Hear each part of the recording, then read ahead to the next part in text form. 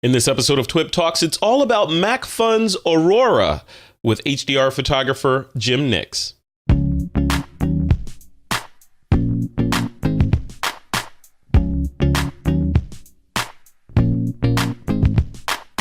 All right, folks, I'm here with Mr. Jim Nix. Jim is a professional photographer. He's also a YouTuber. He is, I guess the thing that we're going to be talking about on this particular hangout / call is his expertise in HDR, specifically with the application from MacPhun called Aurora. So we're going to dive into Aurora, which is kind of the new kid on the block in terms of HDR processing software. Jim has done some phenomenal work with it. The folks down at MacPhun rave about him all the time, and I asked them, I said, okay, I want to talk to someone about Aurora. Who would you recommend? Without any hesitation, they said Jim Nix. So here we are, Jim Nix. Welcome to the show, man. Thanks, I appreciate it. It's good to be here, and I'm looking forward to it. And I'm a huge fan of MacPhun. All their products, really, I use them all. But in particular, Aurora I call it the magic shop. Every time I get in there with an image, I'm just like, oh my God. I'm thinking of new things I can do, and I'm stacking presets and layers and getting crazy. And it's honestly a mind-blowing experience for me. It's so much better than what I used to do. So I'm looking forward to that, and that is why I hear that from a lot of people, and that's why I'm looking forward to this conversation. So let's just set the stage for people that may not know kind of what HDR is, which is what this software's main focus is. Just give us a quick kind of definition of HDR, or high dynamic range photography. Yeah. Not to be confused with highly disastrous result photography. HDR does get a bit of a rap sometimes for having, incredible amount of detail and stuff. But in short, it's basically taking multiple exposures of the same scene, or multiple photos at different exposure levels or exposure compensation. So from bright to dark, or from dark to bright, doesn't matter which way you do it. And then you combine them in software, preferably Aurora. And then it basically balances out the lights across the entire frame so that the darker areas become brightened a bit, so you can see some detail in the shadow that would have been lost in a single exposure. And the really bright parts get darkened a bit so that they're not blown out, so the highlights aren't blown. And basically you get an evenly lit photo. And it is an art form in many ways. It's photography, but I think of photography as art.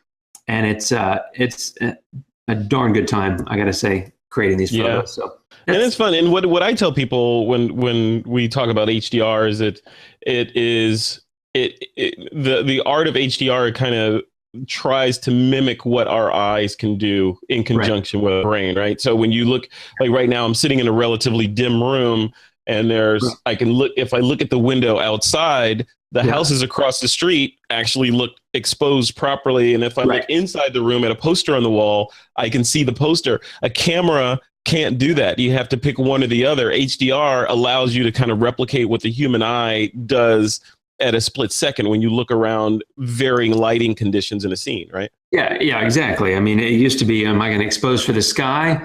Great. Then the sky looks wonderful in a landscape, for example, but then the foreground, the landscape itself, is dark and you can't see it, right? Or I'm going to expose for the ground or the landscape, in which case, hey, it looks great, but now the sky is kind of a blown out mess. So you overcome the limitations of a camera, basically. The funny thing is, with the sensors in a lot of cameras these days, is people are saying, oh, you don't need HDR because the sensors have these incredible dynamic ranges. Like I shoot with Sony, and sometimes I don't always need HDR to represent what I saw. It clearly, I think, depends on the lighting. But nonetheless, I still use Aurora because, it's an HDR editor, and that's what it's marketed as, and that's really what it is. But in reality, to me, it's a photo editor. It doesn't matter if you're working on a single exposure or an HDR. I've even, I dump my iPhone shots into Photos, and then I set up Aurora as an extension of Photos, and I'll drag iPhone shots over to Aurora and mess with them, because one of the great features of Aurora to me is that noise reduction is built in. And if you shoot with an iPhone, which you probably do, especially in a little bit lower light, it gets really noisy really quick. Yeah. And I don't like that. I'm always smoothing out the noise in my photos, regardless of which camera it came from. And that's one of the beauties of Aurora. So it's a photo editor.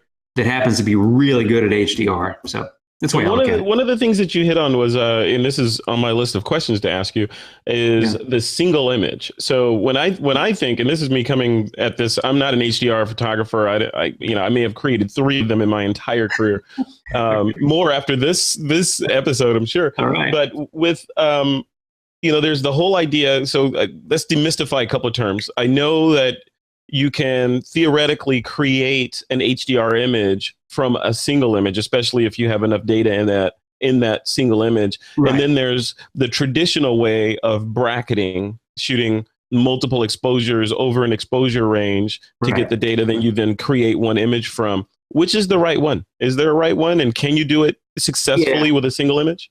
Well, so I hate to use the word right when we're talking about something that I consider art, right? I think it's subjective. And so, I think most photographers would just say, do what you like, kind of like we were talking about earlier, If it pleases you, then that's what you got to sort of do first. I don't ever take, so you mentioned about the single exposure.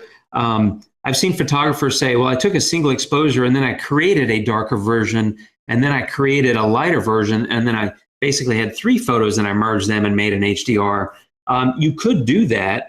I've actually never done that. I haven't really felt the need to. When I talk about single exposures, I'll actually take, I shoot brackets 99% of the time. And however, I don't always take all 3 and say, I'm going to merge the 3 and create the HDR from that. Many times, the center exposure from the bracket set might be just perfect, evenly lit and just fine. And I'll say, you know what, that looks great. I'm just going to drag that into Aurora and play with it, right? So it also, I think, depends on what look are you going for in the final photo, because when you have these multiple exposures at all these light levels, you can really brighten up some really dark areas. I've done that plenty of times, but I also generally, especially these days, in the last couple of years, I've been more interested in leaving a little bit of mystery in the photo, leave a little bit to the imagination, instead of just completely saying, you can see every single thing in the frame and it's perfectly lit and, look at that, wow, and that's great. People do that all the time and it looks wonderful. It's just a personal choice that I've gotten to where I leave a little bit to the imagination, not every time. But it's kind of fun. It's kind of like in fashion photography. They say it's a photo of a beautiful woman is sexier if she has clothes on and hiding stuff rather than just completely nude and showing everything, right? Yeah, exactly. Leave something to the imagination. Something. Yeah. Well, cool. Well, speaking of imagination, I know we've discussed this before the call. I know you have some images lined up that you can actually take us into Aurora and show us how the app works and how the workflow or the Jim Nix workflow from soup to nuts. Are you ready to do that? Yeah, absolutely. And that's a great point, what you just said. This is my workflow. It doesn't mean it's right. It's purely subjective. It's just the way I do things. And I've shared a number of videos on YouTube and I did some webinars for MacPhun. And I just, I love doing this stuff. I love talking about it, but it's just how I do it. So if you have another idea, try it. I mean, that's the beauty of Aurora is, there's more than one way to skin a cat, so to speak, right? So you want to go ahead and screen share and get started then? Yeah. Take it away. The screen is yours, sir. You can see these, I imagine? Yep, I see everything. Okay. All right, so I'm going to go ahead and hit Create HDR. And feel free to ask me any questions while we're sitting here. I'm going to sort of start with this photo. This is the base menu in Aurora. This is a 5 exposure. If you look over here, you can see in the top left, it says 5 images ranging from -3 to +1. This was actually 5 out of 7. They were shot one stop apart a number of years ago, but I'm not using all 7 because the last couple were +2 and +3 and they were just way too bright. So didn't need it. And you can see all the stats there. But this is your basic menu. This is where you open file. That's where when you're done, you can save a file. Zooming in and out here. This is before and after comparisons, which we don't have anything to compare yet. This is a crop tool. So that's something to point out. The plugin version and the standalone version are slightly different. And the plugin, a lot of people use this as a plugin to Aperture, not to Aperture, to Lightroom or PS or something. Well, technically, I guess you could use it Maybe it works for aperture, I don't know. But anyway, if you're using it as a plugin, the crop tool is not there. So if people are at home scratching their head saying, I don't have that, that's why. You can run it as standalone. It's the same product. I generally, in my workflow, I have a Lightroom library that I'm hooked up to, and I'm running these from my Lightroom library, in which case I won't have this. But because I'm running this standalone and the files are on my desktop, I have this crop tool. So you can see, just come in, you can change the, there's different ratios here. You can do the same thing there.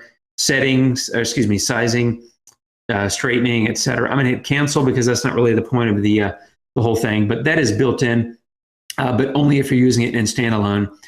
Over here is histogram, which you can see it's fairly evenly lit already, and this is the blended base HDR. Here's the layers panel, and I'll show you how you add layers and do that here in a moment. And this is your base image, right? So as you add more layers, things will stack up in here.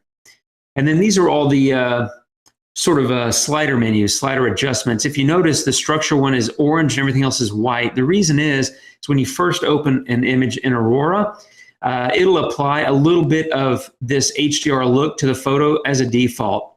You can just hit that and it takes it away. If you notice the sky, some of the detail went away. Yeah. And I'm going to leave it like that. So I like to straighten all that out and just say no adjustments whatsoever in my base photo, because I want a clean look at what I have.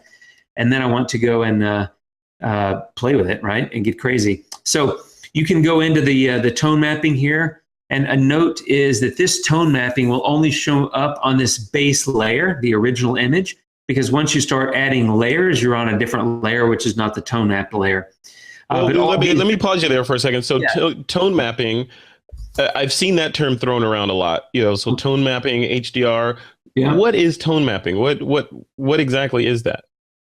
Yeah, so that's kind of the term HDR and the term tone mapping are used interchangeably. Tone mapping is basically the how do you describe it? Gosh, so HDR to me is the overarching sort of theme, sort of idea of what we're doing, which is combining multiple layers.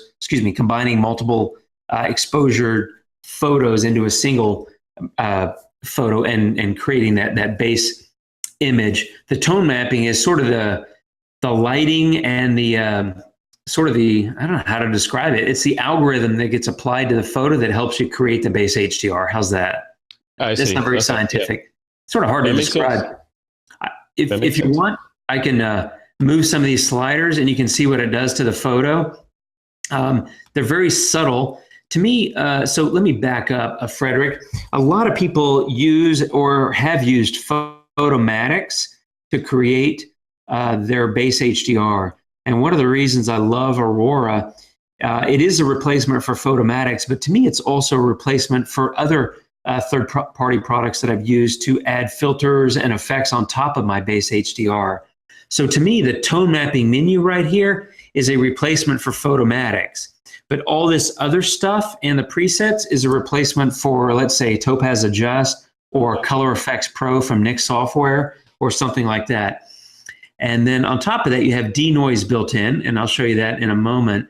And that's a replacement for some kind of noise reduction add-in as well, or plug-in. And so the beauty of Aurora to me is that you don't need all these other products. Some people might look at Aurora and say, well, I don't really need to spend 80 or 90 bucks to get another HDR product. But what you're doing is you're not buying Photomatics for 80 or 90 bucks, but you're not buying Topaz Adjust. You're not buying On One. You're not buying, well, nobody buys Color Effects Pro anymore. It's free. But and it's a great product. I used it for years and I loved it. But the thing is like, Google's giving it away for free. And I don't think they're going to do anything with it anymore. And that's what everybody's fear is, right? So the timing with that and me moving to Aurora all just sort of worked out well because, free stuff generally does not get a whole lot of investment and new features, right? So, yep, yeah, you actually want to pay for software. I mean, yeah, exactly. Because they're going to keep making it better, right? And that's right. This one's getting better as we speak, right? So, so why don't I take you through what I do here? This is your base layer. I'll get into these menus in a moment. What I normally do is, and I never did this with Photomatics, where they had some sort of HDR presets, but there's a number of presets built in to Aurora. So you can just go down here and click this presets menu. And there's a number of different menus or categories, I should say. I've got a number here. There's an interior, there's a gift pack they give you. Trey has his presets. There's some basic ones, realistic, dramatic. You can see them all. I generally stay in the realistic category. And there's a few presets that I absolutely love. And what you do is you can just click on one of these and it'll tell you, it'll show you, it'll apply it to the photo automatically. So here's realistic, dreamy, and there it is applied to the photo. Here's vivid memories. That's the one I'm actually going to start with. And it applies to the photo at 100% opacity. You see this little slider here? You can move that down, and I'm reducing the opacity. So now I'm at 47, which corresponds to the opacity slider here. So that's the same thing. So the cool thing is that the opacity slider is built into the preview menu. So I'm going to leave it at 100%, and then you just hit presets, and that takes away that preset menu, and there it is, the preset applied to the image at 100%. And now you notice all these different things have been changed. Anything in orange has been changed. Anything in white has not. So if you look in one of these menu items that have the orange color to them, you can see that some adjustments have been made, and that's what the preset is. It's a combination of adjustments all sort of packaged together in a one-click sort of scenario. Which is very similar to how Lightroom handles their presets as well. Absolutely. Yep. Yeah. I mean, presets are presets, right? So they're one-click solutions.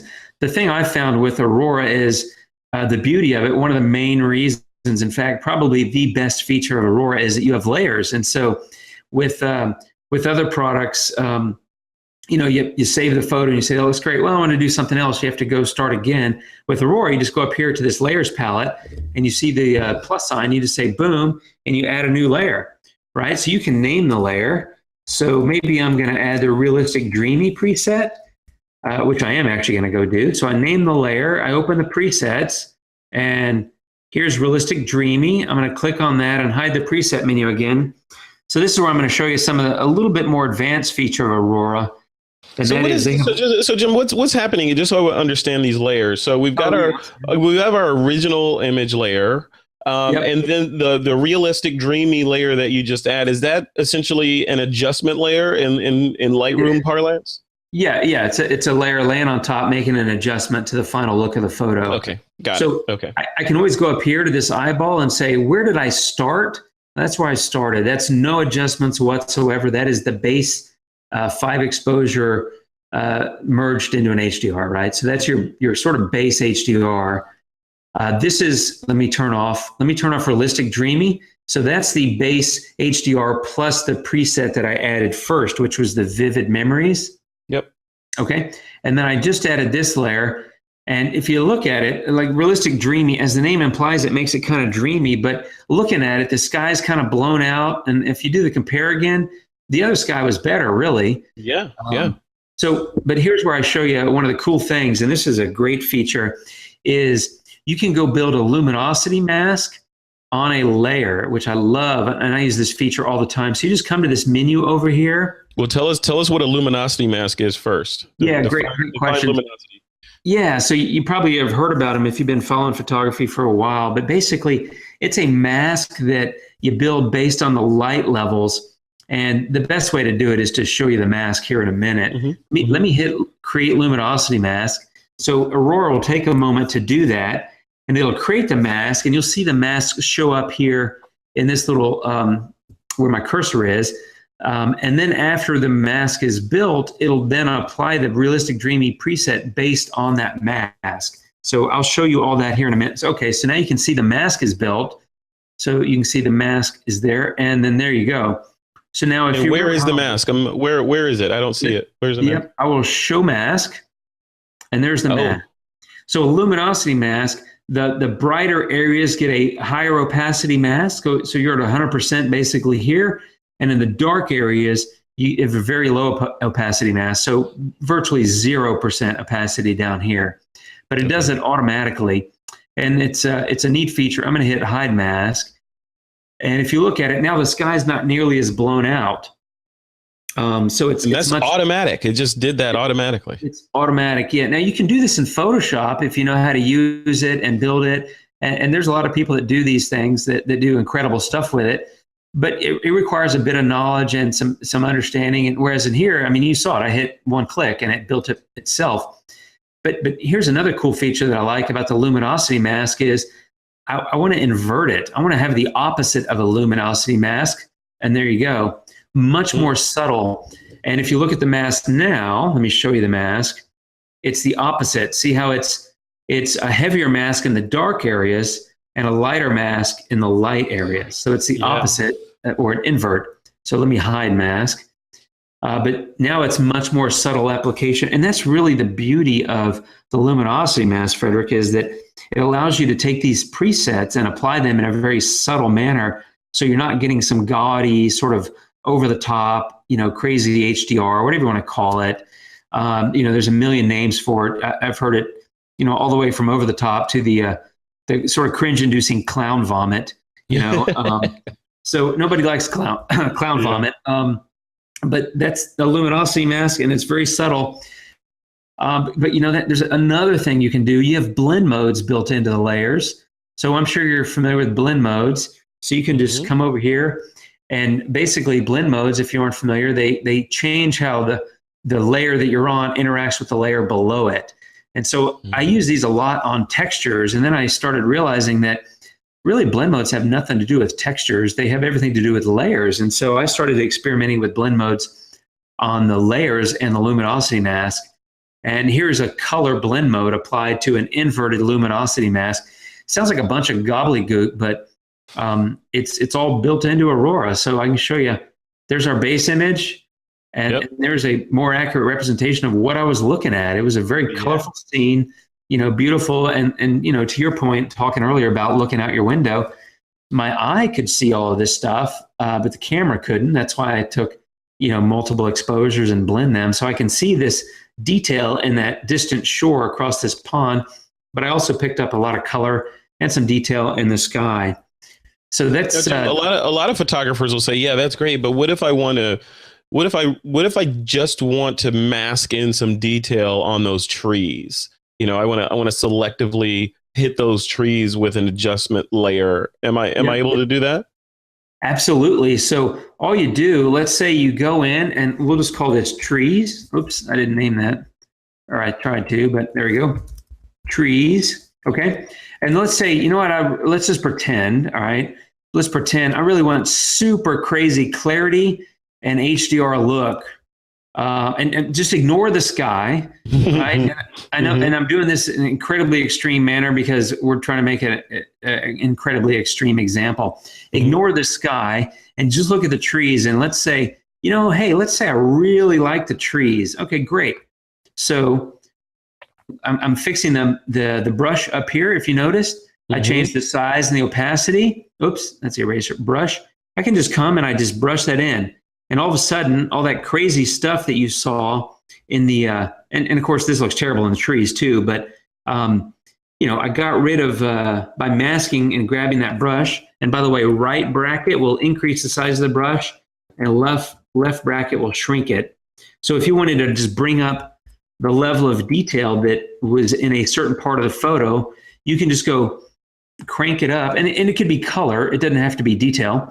You wanted to maybe change the saturation, but just in a certain part of the photo, then you just change the saturation, and then you go grab your brush and you just paint it on. So does Aurora, does it have the concept of like Lightroom, the smart masking, where it can actually follow the contour based on color and contrast? Yeah, it's not quite that detailed yet. Okay. I know they're continuing to make advances, but I haven't seen anything quite like that. So I'm brushing this kind of roughly with my mask. With my mouse. You could obviously use a tablet, with a pen or stylus to get a little bit more accurate. But that's an example of how you could do that. Now, I wouldn't do that with this photo. I can show you what I would do next, which would be a little bit of color work.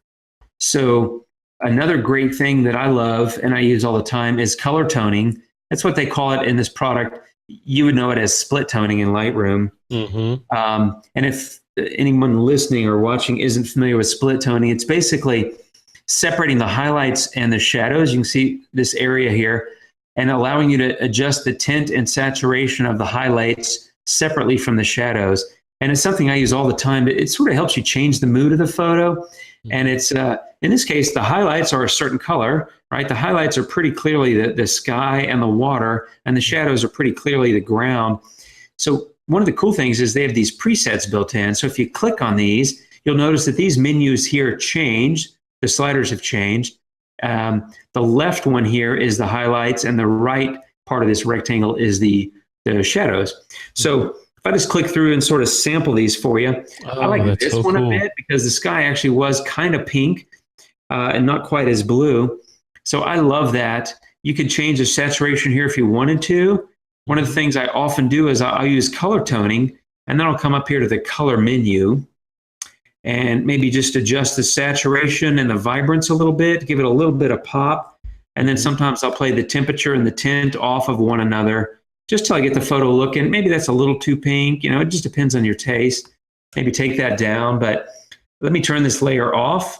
That's where we were. It was a bit more blue and with that orange. Now it's a little bit more pink and kind of a little bit more, I don't know what color. Pink is the only thing comes to mind, but fuchsia or salmon or yeah, salmon. There you go. It's a little more salmon sunset. There we go. Yeah. So that's an easy way to adjust colors is combining sort of the color toning or split toning with the color menu.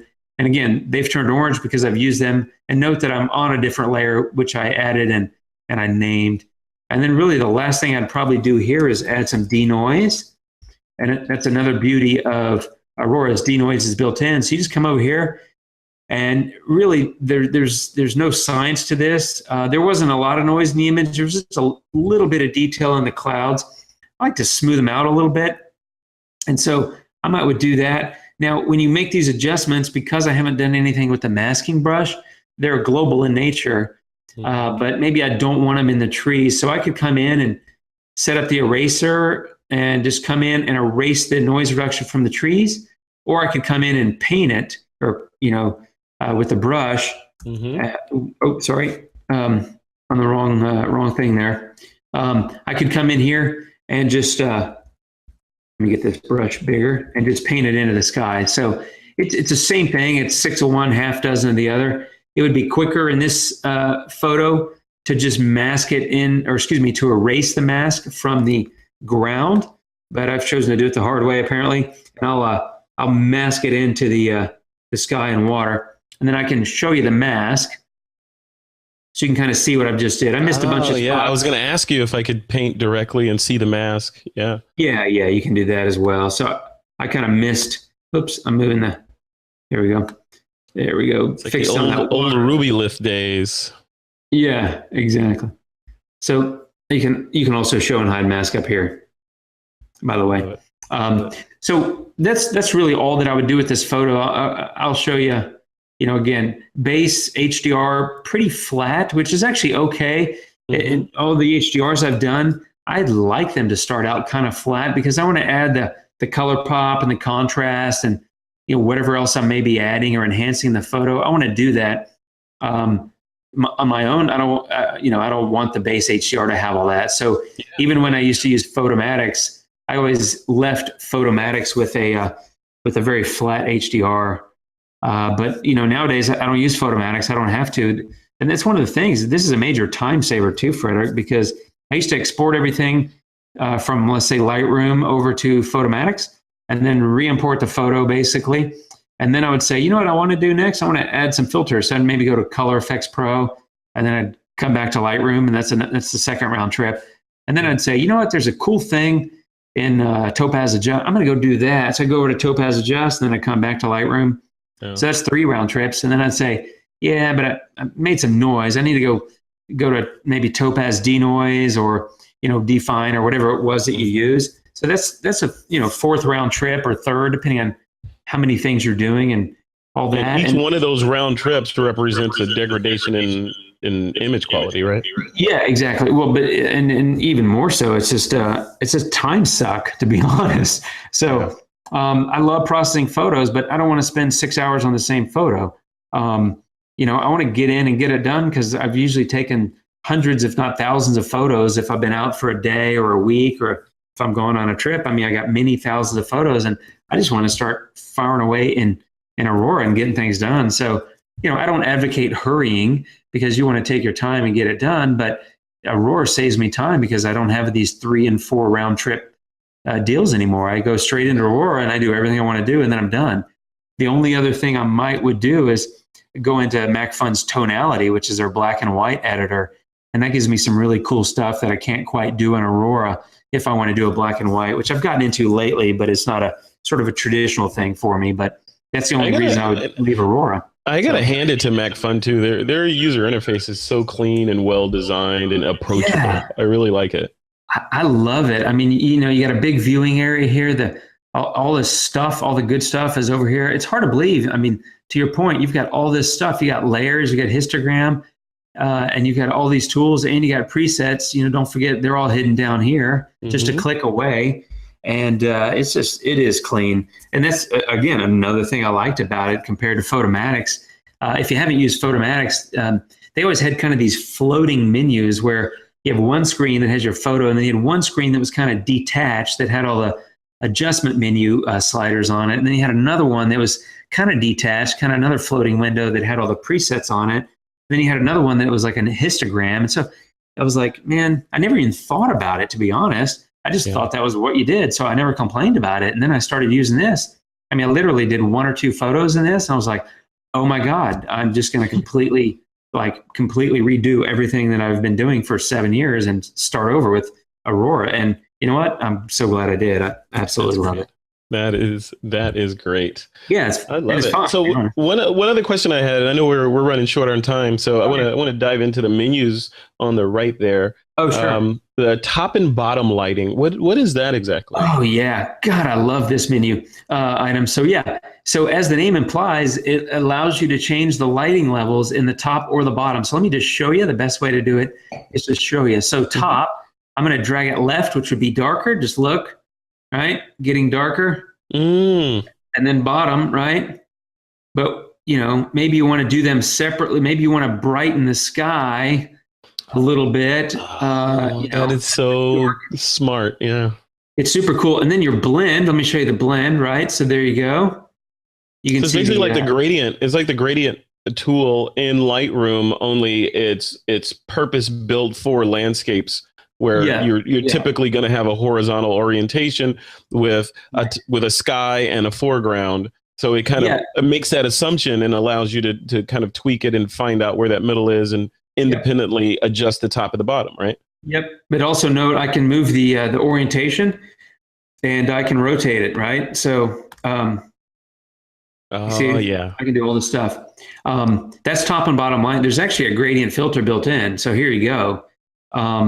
So same kind of thing. This is going to be super familiar to you, right? So you can just go in and I'm just going to hit cancel because there's nothing I need to do there, but it's basically the same thing. So top and bottom lighting is the same thing. I just didn't want to pass up the opportunity to let you know that you can also get the gradient filter. I love it. That is really cool. And again, very approachable. Yes, super easy, right? I mean, I'd just say it's a little, because I mean, we've all done images, especially with HDR, where the idea of HDR is to even out the light and give you sort of an even exposure. And if you look back at the base image, it's obviously a little bit darker in the shadows, which is, to me, is kind of more natural, but it's pretty evenly lit.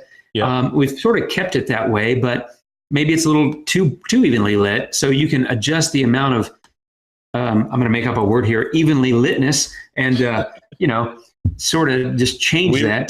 We would use the word uniformity, Jim. There you go. Thank you. Yeah. I need to download a crossword puzzle app and get to work on it. Hey, I've been mired in Words with Friends for like 2 years, so that's where my vocabulary grows. Okay, good. I need to work on that. I play Whirly Words a lot, and there you go. It's not helping because you only get 6 letters in that, so uniformity is never going to fit. No. But yeah, so there you go, right? So particularly like a cityscape at night, you're going to probably have darker streets, and you can just say, "Hey, I'm going to lift the light level in the street and bring that up," and boom, right? That sort of thing. So super great. Once you get you get the image, you spend some time on an image, you get it to the point where you're like, okay, I'm happy, I'm ready to share this online or print it or whatever. What are your export options, and how do you do that? Assuming that you're not using it as a plugin inside of Lightroom or Photoshop. Right. Yeah, exactly. So if you're in standalone mode, you have this save and share icon here. So you just click on that. You can say export to image, and you just hit that, and then you name it and save it. You can share here to of course, Apple has their mail thing built in, messages, Twitter, SmugMug, Flickr, Facebook, 500 pics, right? Yeah. Or you can open it. This is a cool feature, and allows you to open it in the other MacPhun app. So there's Intensify. Here's Tonality, which is their black and white editor. Snap Heal, if you haven't used it, it's super easy and incredibly capable, but it's for removing unwanted objects. Mm-hmm. And so you can pull tourists out of the photo. You can pull, the basic dust spot kind of thing. I just do that in Lightroom. Lightroom works great for that, but bigger stuff, I always find like Lightroom has a problem with. Snap Heal never has a problem. Snap Heal is great. You can clone and stamp and all that in Snap Heal too. So it's cool. Super great. Is it round tripping to those, or is it just kind of basically doing a handoff? Yeah, it's a handoff, and then you save it from there in the standalone, right? If I was using this as a plugin, when I hit save, because there's a save button up here, I'd hit save, and it'll drop it back in Lightroom. And then from Lightroom, I'd say edit with, and then I'd go to Snap Heal. Mm-hmm. So you'd round trip it in that case from Lightroom, but in the standalone, it's a handoff, and then save to the desktop. And of course, you can go to Photoshop or, Lightroom, whatever, photos if you're using it, etc. So those are your kind of export or next step sort of options. Really, really cool. I'm excited. Now I want to go play with it. It's incredible. And even if you don't like the kind of stuff I did to this photo, which is everybody has their own taste, I highly recommend it. And this is also, even if you don't have brackets or care about shooting them, take a single exposure in here. It's incredibly powerful. I mean, just to show you some of the menus, the structure, right? Clarity is the same as in Lightroom. HDR look, you saw that when I did kind of the tree thing. Mm-hmm. But you can add that, but then go mask it in selectively like I did with the trees. So maybe you shot a street scene somewhere at night and there's a little bit of wet pavement, and maybe you want to grunge that up a little bit. Just do that and then go mask it in, or paint it in with the brush it in, I guess is the proper way. Image radiance, it gives it kind of, to me, a little bit of the glamour glow that I used to use a lot in Color Effects Pro, if that rings a bell. Kind of gives that sort of look. Color we showed, right? Saturation, vibrance, temp, and tint. There's detail sliders, so small, medium, large, global, highlights, and shadows. So again, you can just go in and separate the detail work based on where it's located and whether it's small, medium, or large. So, I mean, we could go through this all day. So as you're going through this, you at the top you mentioned that you use Aurora HDR Pro as kind of an image editor instead of just an HDR generation application. So I'm wondering, a lot of the menus that I'm seeing and the controls I'm seeing in there replace or replicate what's in Lightroom. So why would I? Yeah. And this is a question. Would I want to just do all my work in Aurora and then just use Lightroom for like my mass edits and digital asset management? Yeah, that's really where I've gotten with it, Frederick. When I first saw it, Trey made the announcement. He's like, you don't need Photoshop or Lightroom and that kind of thing. And I was like, all right, that sounds kind of interesting, Trey. Excuse me, check it out, kind of. So now that I've used it for a number of months and spent, done, hundreds of images in here, I don't use Lightroom very much anymore. I mean, Trey's right. I use Lightroom it's DAN, right? Like you said, I manage my assets, I keyword and all that in there. I'll crop and straighten because I'm not generally running standalone Aurora except for like web stuff like this. So I don't have access to that here. But the only other thing I do in Lightroom might be a tiny bit of clarity here and there.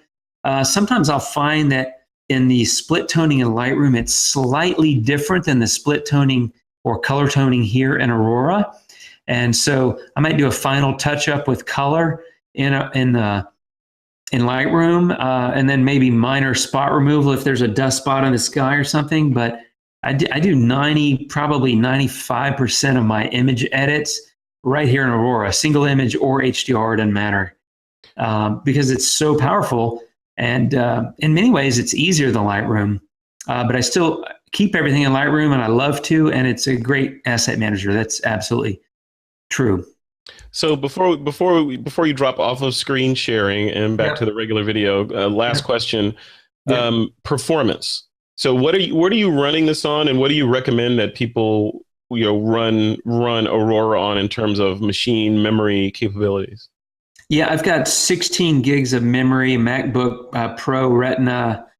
It's probably 2 or 3 years old. Mm-hmm. So it's, and I'm not sure what their current models are. So I don't know if this is still considered high end or not, but it is a Retina MacBook Pro, the 15-inch and 16 gig of memory, terabyte hard drive or something like that. Yeah. And I can't tell you what the video card is because I don't know, but it doesn't, it works fine. I mean, this is a 5-image HDR as you saw in the beginning, but I will tell you, these are JPEGs, full-size JPEGs, as opposed to my normal edits from Lightroom. I will use as 16-bit TIFFs, so it'll take a little bit longer because they're bigger files, right? And I'm exporting from Lightroom and sort of doing the handoff, if you will. But you can feed Aurora raw files directly, directly from your DSLR or mirrorless camera. You don't have to render those out into a TIFF or a JPEG in order for it to do its thing, right? That's correct. Yeah, it supports raw. So I mean, it's like I said, a couple moments ago, about 95% of what I do now is in Aurora. I love Lightroom. It's a great product. I just find that I can do pretty much everything I want to do here, and if I'd rather just do things simply. I don't want to be having multiple round trips and multiple tools. And I can pretty much get by with, probably 98% of what I do in photography with Lightroom and Aurora. And hey, guess what? That's cool, right? I don't need the 27 other products that I used to use because and if you need to do some things like remove a couple of trees or that kind of thing, you can take them into Snap Heal and do that edit. And still stay in kind of the MacPhun family if you need to. Yeah, exactly. So I also wanted to just point out color filter, so saturation and luminance, same as in Lightroom. There's not a hue here, but I think that will be coming probably in the next version, would be my guess. Mm-hmm. So color filter works great. And then the other thing is vignettes, pretty cool the way they did this. You can just crank the vignette, right? If you like, I'm going the wrong way, sorry. So you can go vignette, but I like this inner light. So if you want to give it a little glow in the center, you can just pop it like that. Yeah, nice. So, I hadn't seen that. Oh, you can also place the center. That's what I was looking for. Yeah, absolutely. So I can say, well, the center really needs to be here for whatever reason, and there you go. Yeah. Mm-hmm. I'm going to put it back only because that didn't make sense in this photo. But you can change the roundness and the feathering and all that kind of stuff. But very cool, very capable, and allows you to have a lot of flexibility. So again, I do a lot of that kind of stuff here. I don't use a vignette a ton, but sometimes. And I generally do that here as opposed to Lightroom. Again, I love Lightroom. It's just that it's all here. I might as well get it done while I'm in the magic shop and then save it, drop it back in Lightroom, keyword it, and put it out wherever it is I'm putting it. Flickr, Facebook, blog. Whatever. So when you save these, say this is a project that you're working on. It's got 4 layers in there. You've done a lot of work on this image. Are you able to save this out of Aurora as a project file so that you can continue working on it later, or how does that piece work? Great question. You say export to image, and here's your options, right? So you can't. If you're saying, can I save it with the layers? Then no, I cannot. I just come in here and I can pick my. You can see what I can do here, right? So just pick a JPEG, high quality, pick your color space, and then save it where you want to save it, right? So I couldn't, if I wanted to, so I got this one, say you edited this photo and you exported it, you shut the app down, you go out, you hang out, then you come back later and you're like, you know what, that image, I did all that work on it, but I think I want to go back and reduce the the realistic dreamery layer that I put on there. I want to reduce the opacity of that. Could you do that, or do you have to start again from scratch? Yeah, you got to start again, because once you save this, it's a file. It's a fixed final image. And so now I could pull this final image, but it depends on what adjustment I'm doing. But because of all the let me cancel that. Excuse me. Because of all the capability over here, if I had saved this image and then brought it back into Aurora and I just wanted to make an adjustment to a saturation or something, obviously I could do that, although I could just do that in Lightroom and not need to come back to Aurora. But I couldn't I can't bring this back in with the layers intact and say, well, I need to get back to that first layer, realistic, dreamy, and fix something that I can't do that. Okay. So that is not a feature right now. I don't know if they'll fix that or add that in a future version, but I've heard it been brought up by other people. Okay. Cool. Hey, there's always room for improvement. That's why they call it software. It's soft, right? Yeah, exactly. It's malleable. So love it. That was an excellent walkthrough, Jim. Thanks. That was fantastic. I've got a bunch of, I don't know if you can see it here. You probably, no, it's too bright. I can see the folder, but yeah, I've got a bunch of notes that I jotted down. Cool. I'm going to dive into this app. It's definitely crazy. It looks cool. It looks fun. And, one of the things that I took away from your demo there was you don't necessarily have to use it for HDR if you don't want to. You can just use it for just another way to edit your photos. Yeah, I mean, like I said, I've been shooting HDR for years now, and I always shoot brackets. But there are sometimes when I look at one of the brackets in the center, I shoot 3 mostly now, but I used to shoot 7. Sometimes I'd look at one of those 7 kind of in the middle and think, it's fine. I don't really need to take 4 or 5 or 6 or 7 of these and merge it. And I shoot with the full frame Sony now, and as you probably know, some of the sensors are crazy, so the dynamic range is just insane, right? So it's impossible. So many times my center shot is plenty fine for what I want to do.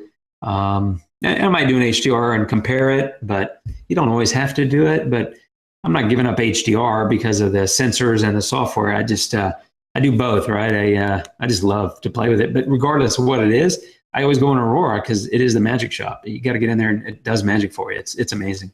So love it. Yeah. It's good fun. Cool. All right. Well, sir, I know you got a lot going on. Thank you for taking the time to do this demo. If people, I know you have a YouTube channel, you have a website. Tell us where people can go to see some of the HDR work you've been putting out there. Yeah, my blog is nomadicpursuits.com. And I've got an Aurora tutorial. It's almost embarrassing because I started writing it and I was like, well, I got to include that. Well, then I got to include that. So I've got a 12-page Aurora HDR tutorial on my blog. Good. And it's up top, so you can't really miss it if you go to the blog. But I post 2 to 3 times a week. Sometimes I write long-form articles, and I'll write about Aurora features, or I'll just write, share photos. I do a lot of different things. So I do that, and then I've got a YouTube channel. So it's just Jim Nix. Last name is spelled Nix. First name Jim. Can find me on YouTube, and that's obviously linked for my blog as well.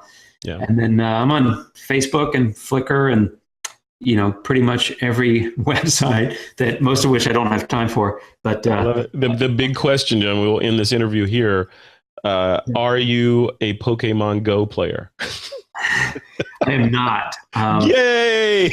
Okay, good. Is that the right answer? Well, for me, I'm not either. But who knows what the future may bring. Right now, I'm not a Pokemon Go player. Yeah, it's I do enough stuff on my phone and my laptop on my camera that I don't need another thing that's not really helping me, do anything. So I was actually out shooting. I live in Austin, and the state capitol is a big, popular sort of photo destination. I went out a couple of weeks ago. Was testing out like a 10-stop filter at sunset, doing all this kind of fun stuff. And I get out there, and it's a Sunday night, right? Should be deserted. There's hundreds, no exaggeration, hundreds of people walking around. They're all doing this. Walking around with their phone. I'm like, what in the hell are these people doing? And then they walk by, and I realize they're playing Pokemon Go because they're walking, and they're, I thought they're walking and maybe just like ignoring each other, like a man and his wife or whatever. And I'm like, they're freaking playing Pokemon Go. And then people are turning left and heading off into the trees. And I'm like, oh my God, I don't know what they're doing, but maybe it's fun. I don't know. I don't have time. I don't really care. More power to them. I'd rather them be doing that than something less positive. That's, there's enough negativity in the world. Pokemon go for it. Right? Yeah. And I will say that for everybody that wears a Fitbit, that's a good way to go get steps, right? Better than sitting on a couch. There you go. Yep. There's silver lining and all that. Right. Lose some weight or gain muscle mass, whatever you're trying to do, and have fun at the same time. Yeah. So I don't fault them for it. I haven't jumped on the Pokemon game bandwagon just yet. So I don't think I'm going to do it. I get never say never. Never say never. I didn't say never. I don't think. I just rather spend my time creating if I can. So yeah. Well, cool, sir. Well, Jim Nix, thank you so much for doing this. I appreciate your time. was a good time. I'll see you. Okay, take care. All right. Thanks.